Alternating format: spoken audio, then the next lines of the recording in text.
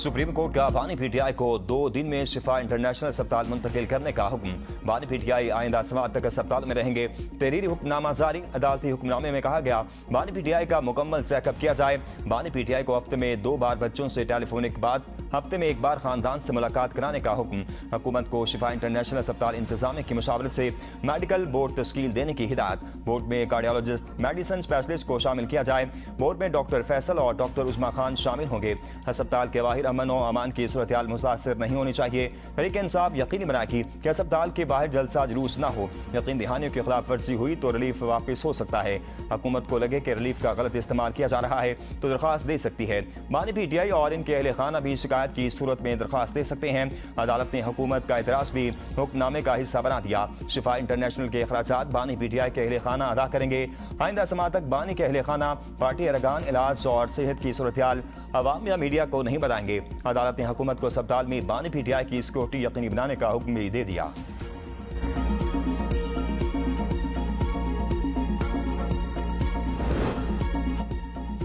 PTI वालों को एक चीज तय कर लेनी चाहिए कि बानी की सेहत पर कोई सियासत नहीं होगी। जस्टिस शाहिद वहीद ने दौरान समात रिमार्क्स में कहा कि पीटीआई और फैमिली को बयान हल्फी देना होगा कि मुलाकात के बाद कोई मीडिया टॉक नहीं होगी। बानी की बहनों से मुलाकात कोई ऐसा नहीं, उनका बुनियादी हक है। रियासत का काम नहीं कि कानून की खिलाफ वर्जी करे। इस्लामाबाद हाई कोर्ट की हिदायत पर अमल क्यों नहीं हो रहा।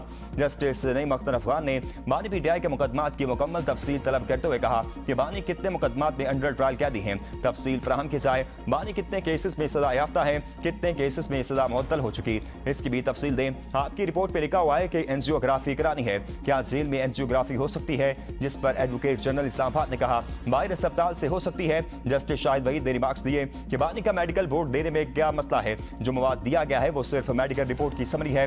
बानी पीटीआई का तमाम मेडिकल रिकॉर्ड आइंदा समात से कबल जमा कराने की हिदायत। रिकॉर्ड अदालत में आएगा तो खुफिया नहीं रहेगा। बानी पीटीआई की ना नब्ज नॉर्मल है, ना ही दिल। मेडिकल रिपोर्ट्स के मुताबिक बानी पीटीआई के वाइटल ऑर्गन्स मुतासिर होना शुरू हो गए।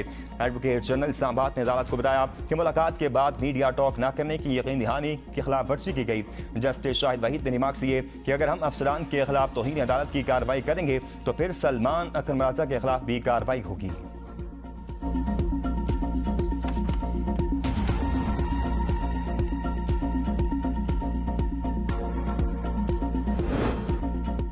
हुकूमत का बानी पीटीआई केस में नजरसानी दरख्वास्त का फैसला। वज़ीर कानून आजम नज़ीर तारड़ का कहना है बानी का इलाज सरकारी अस्पताल से कराने के लिए सुप्रीम कोर्ट में नजरसानी दरख्वास्त दायर करेंगे। निजी अस्पताल में तिब्बी मुआयने की सहूलत तमाम कैदियों के लिए ज़ेर गौर आएगी। सरकारी अस्पताल में इलाज मुमकिन न होने की ठोस वजह जरूरी है। निजी अस्पताल मुंतकली के मामले में कानूनी पेचीदगियां दूर करना होगी। ये हुक्म सिर्फ एक फर्द तक महदूद होगा या तमाम कैदियों पर लागू होगा। इबहम दूर करना जरूरी है। अदालती हुक्म आइन और कानून के मुकर्ररा पैरामीटर्स के मुताबिक होना चाहिए। वज़ीर दिफा ख्वाजा आसिफ का कहना है तहरीक इंसाफ की अपने कायद के लिए एनआर हासिल करने की ख्वाहिश नई बुलंदियों को छू रही है। पीटीआई के बेशुमार बानियों में से एक को मुअज़्ज़िज़ अदलिया की जानिब से गैर मामूली रिलीफ मिला।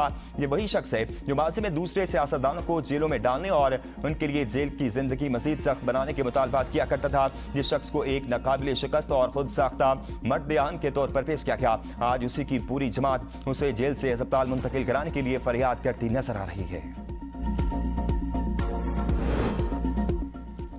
तहरीक इंसाफ ने सुप्रीम कोर्ट के फैसले को खुद साइन करार दे दिया। चेयरमैन पीटीआई बैरिस्टर गोहर ने कहा बानी की सेहत पर कभी सियासत नहीं करेंगे। अदालती हुक्म पर अमल होगा तो हुकूमत के साथ बात आगे बढ़ेगी। वक्त ने साबित कर दिया कि सियासी हथकंडों से किसी को माइनस नहीं किया जा सकता।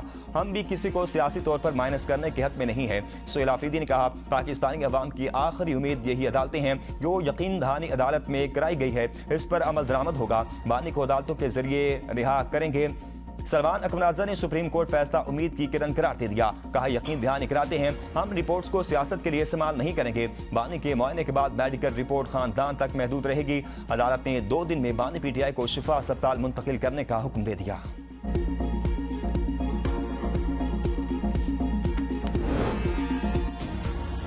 बानी पीटीआई से नौरीन न्याजी की मुलाकात, सेहत और दीगर अमूर पर बातचीत। नौरीन न्याजी ने बानी को सुप्रीम कोर्ट के हुक्म से मुतल्लिक आगाही भी फराहम की। मुलाकात 1 घंटे से ज़ायद जारी रही। मुलाकात के बाद सहाफ़ी के सवाल पर नौरीन न्याजी का खामोश रहने का इशारा। बुशरा बीबी से भी फैमिली की मुलाकात। बुशरा बीबी से बेटी मुबशरा शेख और भाभी महरुनिसा ने जेल में मुलाकात की। पीटीआई ने मिठाई जल्दी खा ली। वज़ीर मुमलिकत बराए दाखिला तलत चौधरी का कहना है पीटीआई खुद ही डील बना लेती है, खुद ही बातें फैला देती है। आज के अदालती फैसले का मतलब है कि मुल्क में निज़ाम काम कर रहा है। जब तक हुकूमत और रियासत की जोड़ी कायम है, किसी साजिश की गुंजाइश मौजूद नहीं, किसी भी गैर मामूली नहीं, निज़ाम अपनी जगह कायम है। पहले भी कहा था जेल हुकाम और अदालत ही मुलाकात करा सकती है। ये तो कहते थे कि ना 26वीं तरमीम को मानते हैं ना पार्लियामेंट को। बानी पीटीआई की अस्पताल मुंतकली का फैसला अच्छा बहुत पहले होना चाहिए था। मौलाना फजल रहमान की मीडिया से गुफ्तगू। कहा सुप्रीम कोर्ट का फैसला खुशाइंद है, हुकूमत और अपोजिशन में माकूल दूरी होनी चाहिए। तासुब या नफरत और बिला वजह मुखालफत बराए मुखालफत नहीं होनी चाहिए। अपोजिशन का फर्ज है हुकूमती कमजोरियों की निशानदही करे। सूबों के मामले को बहस पर छोड़ देना चाहिए, सूबों पर बहस करने दें। इसमें असूली मौक़िफ़ और अमली हैसियत क्या है। अपोजिशन लीडर महमूद अजगज़ई ने कहा कि पाकिस्तान मसाइल में घिरा हुआ है, हर कैदी को इसका जायज़ और कानूनी हक मिलना चाहिए। संगीन से संगीन मुजरिम भी हो तब भी इसका हक है कि उसका इलाज किया जाए। बच्चों और वकील से मिलने की इजाजत दी जाए।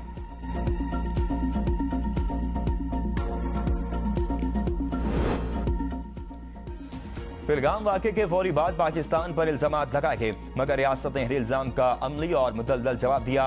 वज़ीर इत्तेहाद अता तारड़ का तक़रीब से खिताब। कहा पहलगाम वाक़े पर शफ़ाफ़ बैन अक़वामी तहक़ीक़ात की वज़ीर आज़म की पेशकश ने भारतीय बयानियों को बेनकाब कर दिया। भारत पाकिस्तान पर क्रॉस बॉर्डर टेररिज्म का इल्ज़ाम लगाता है, मगर खुद बैरून मुल्क कार्रवाइयों में मुलव्विस रहा। पाकिस्तान ने आलमी सतह पर वाज़ेह किया कि दहशतगर्दी के इल्ज़ामात का हकीकत पर मबनी जवाब दिया जाएगा। पाकिस्तान ने दहशतगर्दी के खिलाफ जंग में 90,000 जानों की कुर्बानियाँ दी। पाकिस्तान का इंसदाद दहशतगर्दी बयानिया आलमी सतह पर मौसर अंदाज में तस्लीम किया गया।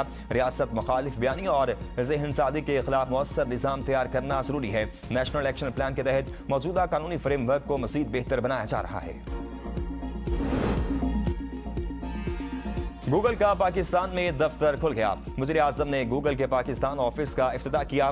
गूगल के वफ़द से भी मुलाकात। कहा पाकिस्तान गूगल के लिए एक अहम और खूबसूरत नए सफ़र का आगाज़ है। गूगल मारूफ टेक्नोलॉजी कंपनी पाकिस्तान में, इसके लिए बेपनाह मौक़े मौजूद हैं। गूगल पाकिस्तान के साथ तवील मुद्दती शराकत दारी का ख़्वाह है।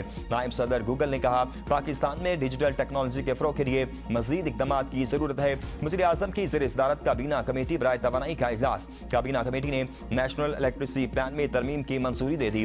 बिजली की क्रॉस बॉर्डर तिजारत, तरसीली निज़ाम में वुसअत टैरिफ डिज़ाइन से मुतल्लिक उमूर शामिल। काबीना कमेटी ने मरबूत तवानाई प्लान के हाई लेवल डिज़ाइन की भी मंजूरी दे दी। प्लान में वफाकी और सूबाई हुकूमतों के अलावा दीगर स्टेक होल्डर शामिल होंगे। वज़ीर आज़म शहबाज शरीफ की ज़ेर सदारत नेशनल यूथ एम्प्लॉयमेंट पॉलिसी पर अमल दरामद का जायजा इजलास। वज़ीर आज़म ने नौजवानों को रोजगार के मौके फराहम करने के लिए मरबूत और मौसर इक़दाम यकीनी बनाने की हिदायत करती। कहा पॉलिसी पर पेशरफ्त का जायजा इजलास हर माह होगा। हुनरमंद नौजवानों को बाइज्जत रोजगार की फराहमी हुकूमत की अव्वलीन तरजीह है। ईरान से कोई मुज़ाकरात नहीं हो रहे, ना कोई इरादा है। आपने हुर्मज़ खुली है, तमाम बारूदी सुरंगें तबाह कर दी गई। सदर ट्रंप का दावा। कहा ईरान वो मुआहदा करने पर आमादा नहीं जिसको मैं जरूरी समझता हूँ। आपने हुर्मज़ को अमरीकी मलकियत करार देने का ख्याल अच्छा लगता है। ईरान के साथ ना कोई मुज़ाकरात या बातचीत हो रही है और ना ही कोई मुज़ाकरात तयशुदा है। बहरी नाकाबंदी मुकम्मल तौर पर बरकरार है। ट्रंप के दामाद जेरेड कुशनर ने कहा अमरीका और ईरानी हुकूमत के मुख्तलिफ हलकों में पहले से ज्यादा संजीदा गुफ्तगू चल रही है, ताहम दोनों फरीक किसी हतमी मुआहदे तक अभी तक नहीं पहुंच सके। अमेरिका अब हमारी शराइत पर मुज़ाकरात के लिए गिड़गिड़ा रहा है। ईरानी वज़ीर ख़ारजा अब्बास अराग़ची का कहना है जंग में अमेरिका का असल मकसद ईरान को हथियार डालने पर मजबूर करना था। हम वाज़ेह कर चुके हैं कि किसी सूरत हथियार नहीं डालेंगे। अमेरिका के साथ दस्तखत की गई मफाहमत की याददाश्त में 13 सिक्के हमारे हक में और सिर्फ एक उनके हक में है। हमने जंग भी जीती और हमने सिफारती मैदान में भी कामयाबी हासिल की। हमने दुश्मन को अपनी शराइत मानने पर मजबूर कर दिया। स्पीकर ईरानी पार्लियामेंट मोहम्मद बाकिर कालिबाफ का कहना है कि आपने हुर्मज़ को खुलवाने के लिए अमेरिका को इस्लामाबाद मुआहदे पर अमल करना होगा। तेल पाबंदियां खत्म और मुंजमद असास से बहाल होने तक कोई समझौता नहीं होगा। ईरानी नायब वज़ीर ख़ारजा गरीब आबादी का कहना है हुर्मज़ से मुतल्लिक नक्शा पोस्ट करने पर सख्त जवाब। कहा आपने हुर्मज़ से मुतल्लिक सदर ट्रंप की गलत फहमी जल्द दूर हो जाएगी। तर्जमान पासदारान इनकलाब ब्रिगेडियर जनरल हुसैन मुहिब्बी ने कहा कि आपने हुर्मज़ के मामले पर अमेरिका से कोई रब्ता नहीं हुआ। ईरानी और अमेरिकी हुकाम के दरमियान किसी किस्म की बातचीत नहीं हो रही।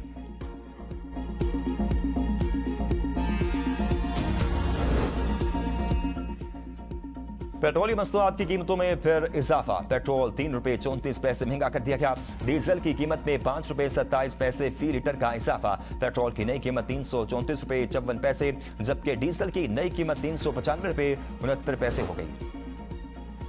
महंगाई के सताए शहरियों को बिजली का एक और झटका देने की तैयारी। फी यूनिट कीमत में ₹2.52 का इजाफा।